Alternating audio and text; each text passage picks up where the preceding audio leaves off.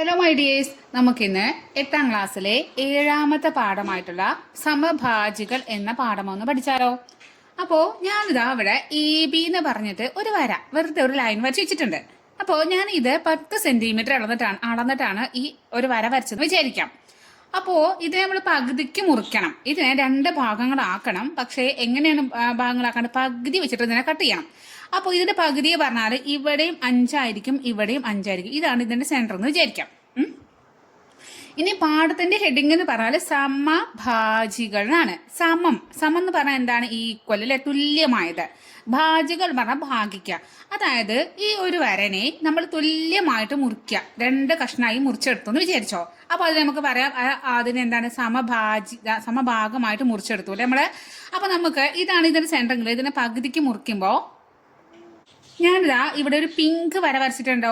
അപ്പോൾ ഇതെന്താണ്? ഇത് ഈ AB എന്ന് പറയുന്ന വര, ഈ ഒരു വരയുടെ ഒരു സമഭാജിയാണ്. കാരണം ഇതിനെ സമമായിട്ട് മുറിക്കേണ്ടത്. ഇതിന് ഇപ്പുറത്തും 5 ഇതിന് ഇപ്പുറത്തും 5. ഇനി നമുക്ക് എത്ര സമഭാജികളും വേണമെങ്കിൽ നമുക്ക് വരയ്ക്കാൻ പറ്റും. ഇതും എന്താണ്? ഇതും ഒരു സമഭാജിയാണ്. ഇതാ ഈ ബിന്ദുവിലൂടെ തന്നെയല്ലേ വരച്ചിരിക്കേണ്ടത്. അപ്പോ ഇവിടെ ഇതൊക്കെ എന്താണ്? ഇതൊക്കെ ഈ വരയുടെ സമഭാജികളാണ്. അപ്പൊ ഒരു വരയെ 2 സമഭാഗങ്ങളായി മുറിക്കണം. ഈ വരകൾക്കൊക്കെ നമുക്ക് എന്ത് പറയാം? ഇതൊക്കെ ഇതിന്റെ സമഭാജിയാണെന്ന് പറയാം. ഇനി വേറൊരാള് വരണു, ലംബ സമഭാജി. ലംബ സമഭാജി. അപ്പൊ അതെന്തായിരിക്കും? ലംബം എന്ന് പറഞ്ഞാൽ ഒരു വമ്പനാണ്. എങ്ങനെയുണ്ടാവുക? ലംബം എന്ന് പറഞ്ഞാൽ എപ്പോഴും ഇതൊരു വര, അതിനെ ഇങ്ങനെ ഇവിടെ എന്താണ് 90 ഡിഗ്രി വരണം. അതായത് ഇങ്ങനെ വരുമ്പോൾ ഈ കോണിനാണ് 90 ഡിഗ്രി വരിക. അപ്പോൾ 90 ഡിഗ്രി കോണുള്ള ഈ ഒരു കോൺ നമുക്ക് 90 ഡിഗ്രി നമുക്ക് പറയാം അത് ലംബമായിനാണ്. ഇപ്പോൾ ഈ ഒരു വര വരച്ചു, ഇതിന് ലംബം വരയ്ക്കുകയാണെങ്കിൽ പ്രൊട്രാക്ടർ വെക്കുക, ഇങ്ങനെ വെക്കുക, 90 ഡിഗ്രി നോക്കുക. ഇതാ ഇവിടെ 90 ആണെങ്കിൽ നമുക്ക് പറയാം ഇതിന്റെ ലംബമാണെന്ന് പറയാം. അപ്പോൾ ഈ ഒരു AB എന്ന് പറഞ്ഞ വരയ്ക്ക് നമുക്കൊരു ലംബ സമഭാജി വരയ്ക്കണം എന്ന് വിചാരിക്കാം. അപ്പൊ എങ്ങനെ? ഈ ബിന്ദുവിലൂടെ 90 ഡിഗ്രിയിൽ ഇങ്ങനെ വര വരയ്ക്കണം അല്ലേ. അപ്പോൾ ഇവിടെ നോക്ക്, ഞാനിതാ പച്ച കളറിൽ വരച്ചിരിക്കുന്നത് ഈ ഒരു AB എന്നുള്ള വരും. ഈ ഒരു കോണ് എത്രയാണ്? 90 ഡിഗ്രിയാണ്. അപ്പൊ നമുക്ക് ഇത് എന്താ പറയാം? ഇതിന്റെ ഒരു ലംബ സമഭാജിയാണെന്ന് പറയാം. മനസ്സിലായോ? അപ്പോ ഈ ഒരു ബിന്ദുവിലൂടെ ഒരൊറ്റ ലംബ സമഭാജിയെ വരയ്ക്കാൻ പറ്റുള്ളൂ. ഇതൊക്കെ സമഭാജികളാണ്, ഈ പിങ്ക് കളറിലൊക്കെ സമഭാജികളാണ്. പക്ഷെ ലംബ സമഭാജിയാണ് ഇവിടെ താരം. അയാളെ ഒന്നേ വരയ്ക്കാൻ പറ്റുള്ളൂ. അപ്പോ കാരണം ഈ ബിന്ദുവിലൂടെ ഒന്ന് അങ്ങോട്ടോ ഒന്ന് ഇങ്ങോട്ടോ ആയാൽ 90 മാറും, ഡിഗ്രി മാറും, ആ കോണളവ് മാറും. അപ്പൊ അത് ലംബാവോ? ഒരു 91 ഡിഗ്രി പറഞ്ഞാൽ ലംബം എന്ന് പറയില്ല, ഒരു 89 പറഞ്ഞാൽ ലംബം എന്ന് പറയില്ല. കൃത്യം കറക്റ്റായിട്ട് 90 ഡിഗ്രി വരാം. അപ്പോഴാണ് അത് ലംബ സമഭാജി എന്ന് പറയാം.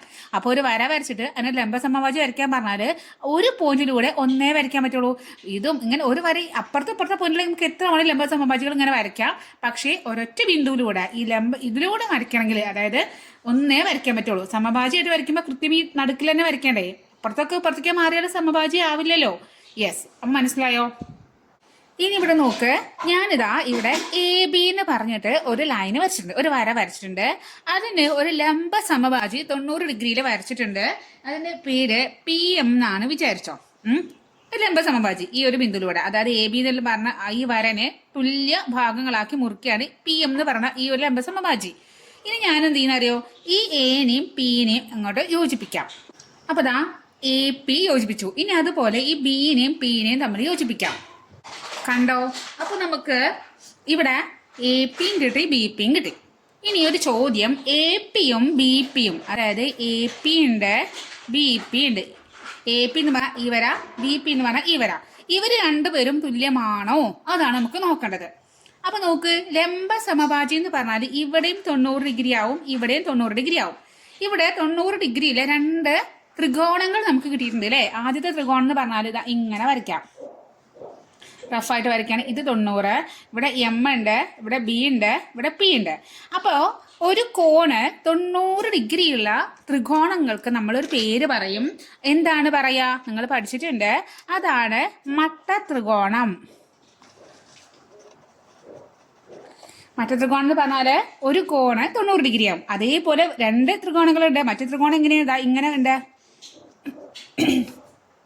ഇവിടെ എം, ഇവിടെ എ ഉണ്ട്, ഇവിടെ പി ഉണ്ട്. അപ്പോൾ ഇങ്ങനെ 2 ത്രികോണങ്ങൾ കിട്ടിയിട്ടുണ്ട്. അപ്പോൾ ഇനി നമുക്ക് അറിയേണ്ടത് എ പിയും ബി പിയും ഈക്വൽ ആണോ എന്നാണ്.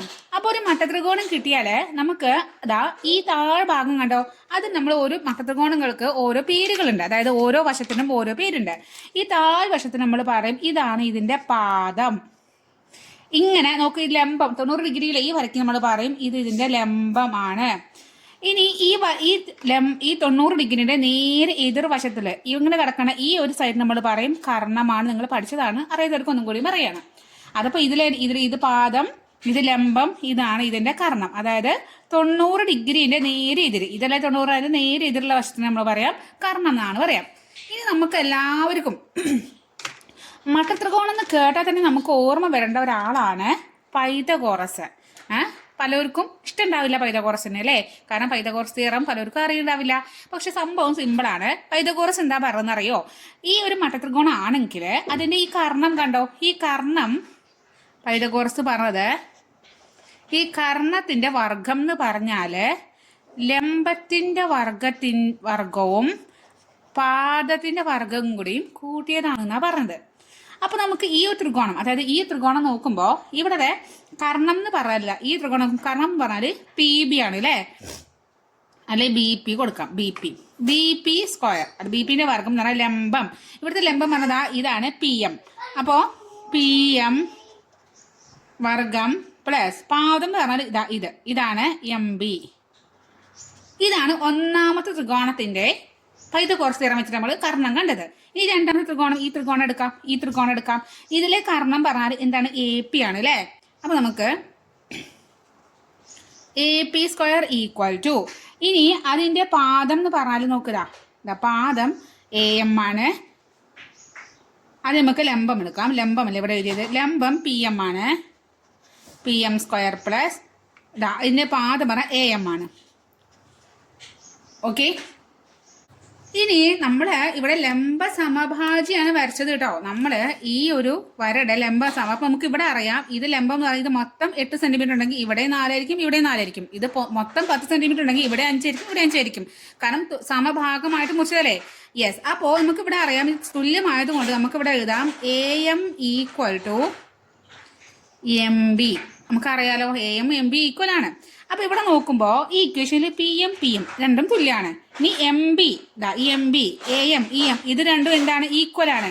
അപ്പൊ ഇതും പ്ലസ് ഇതും തുല്യമായി, ഇതും തുല്യമായി, അങ്ങനെയാണെങ്കിൽ ഇതും തുല്യമാവും. അപ്പൊ നമുക്ക് എന്ത് കിട്ടി, B P square equal to A P square. അപ്പൊ അവരെ വർഗ്ഗങ്ങൾ തുല്യമാണെങ്കിൽ ഇവരും എന്തായിരിക്കും, തുല്യമായിരിക്കും. അപ്പോൾ നമുക്ക് A P equal to B P എന്ന് കിട്ടും. മനസ്സിലായോ? ഇനി